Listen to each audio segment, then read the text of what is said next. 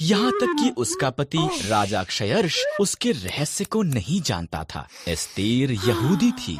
Esther का रिश्तेदार Mordecai महल में कार्य करता था और उसकी देखभाल भी करता था।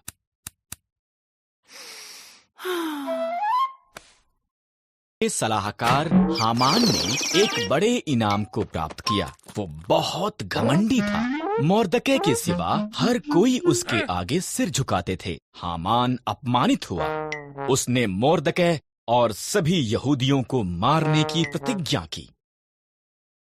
ने क्षयर्ष को बताया कि यहूदी खतरनाक थे और उन्हें मारना चाहिए। क्षयर्ष सहमत हो गया और उन्हें मारने की एक योजना बनाई। मोर्दकै डर गया था और रानी एस्तेर को ये संदेश भेजा।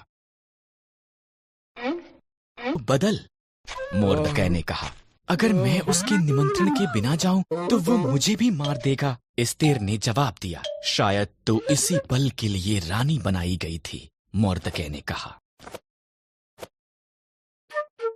एस्तेर साहस के साथ ये प्रयास करने के लिए सहमत हुई। वो सिंहासन के कमरे में गई। राजा क्षयर्ष उसकी सुंदरता से चकित हुआ और उसे अंदर निमंत्रण दिया। क्या हम हामान के साथ रात का खाना खा सकते हैं? उसने पूछा। पिछले आंगन में एक बड़े खंभे का निर्माण कर रहा था। उसने इस पर मोर्दकै को मारने की योजना बनाई थी। तब राजा का निमंत्रण आया, इसलिए हामान रात के खाने के लिए महल में गया।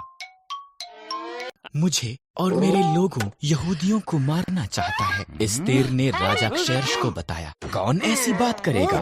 उसने पूछा। दुष्ट हामान, एस्तेर रोई। हामान, सिपाहियों, उसे मार दो। हामान उसी खंभे पर टांग दिया गया जो उसने मोर्दकै के लिए निर्माण किया था। एस्तेर के कारण यहूदी बचाए गए थे। उन्होंने एक बड़ा त्योहार मनाया जिसका वो आज तक भी जश्न मनाते हैं।